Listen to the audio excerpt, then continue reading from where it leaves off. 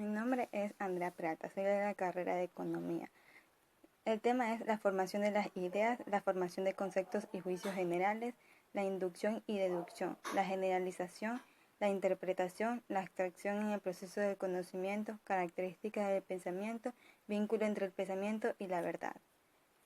La formación de las ideas se trata de la transmisión, adquisición y de conocimientos, y capacidad constituye una etapa fundamental del proceso general de enseñanza, ya que todo conocimiento humano tiene su base en ideas vivas, concretas, y solamente así puede serle útil al ser humano.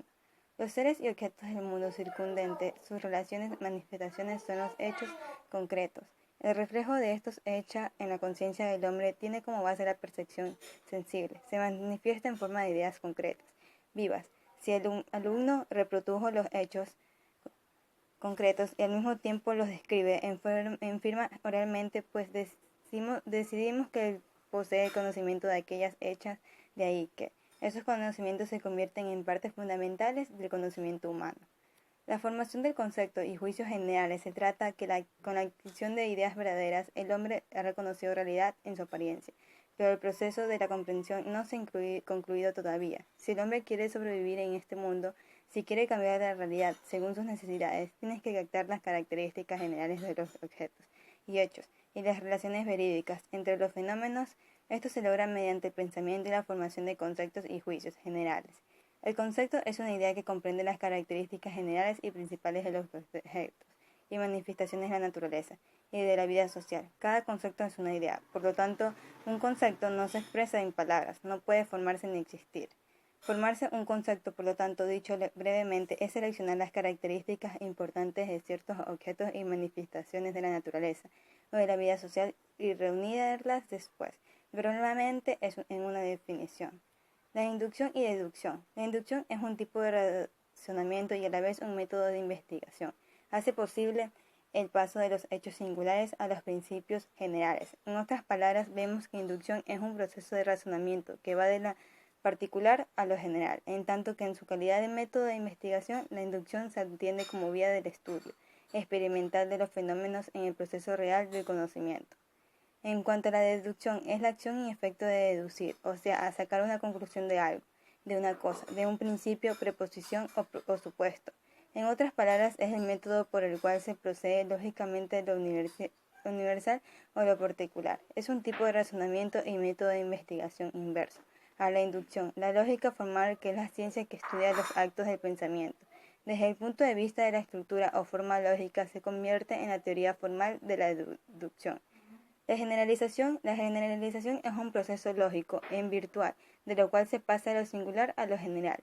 También podemos decir que se llega a extraer lo que es común y esencial a muchas cosas, para formar un concepto general que las comprenda todas. La generalización se aplica con base de presupuesto o principio, cuando investigamos un o no o algunos, o todo es porque estamos seguros que el curso de la naturaleza es uniforme. Por ejemplo, las relaciones de casualidad son constantes y verificamos una relación causal entre calor y dilatación. Y al ser constante esta relación, siempre en toda parte calor dilata los cuerpos. La interpretación es la explicación acertada de acciones, dichos sucesos, acontecimientos o resultados abstractos de una investigación y que pueden ser entendidos de diferentes modos, pero en un sentido más amplio se entiende por interpretación la atribución de significados a las expresiones bien estructuradas y que tengan sentido y veracidad lógica y real de los juicios analíticos. La extracción en el proceso de conocimiento. El pensamiento refleja la realidad en forma de abstracciones.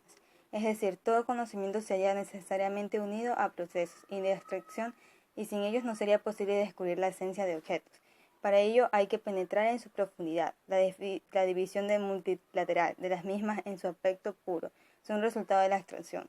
La abstracción es el proceso de conocimiento juega un papel fundamental, ya que gracias a su intervención el ser humano aborda los objetos o problemas del entorno y mediante la separación de sus componentes y análisis de los mismos, busca el por qué, cómo, el cuándo y por qué de las cosas. Características del pensamiento. El pensamiento es un reflejo a la realidad, ya que surge en base a la interconexión entre el individuo y el mundo exterior. Mas este vínculo no es un vínculo meramente individual, sino histórico-social. En consecuencia, la historia misma de la humanidad queda expresada y reflejada en la historia del pensamiento. Estas características de reflejo del pensamiento además expresa la unidad fundamental entre el ser y el pensar, pues el pensamiento es una expresión del ser.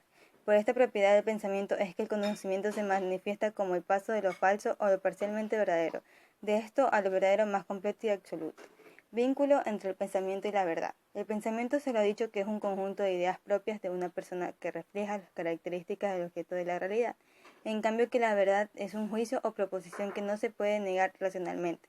La verdad es la existencia real de un objeto y hay conformidad de lo que se dice con lo que se piensa, en forma clara y sin divergencia.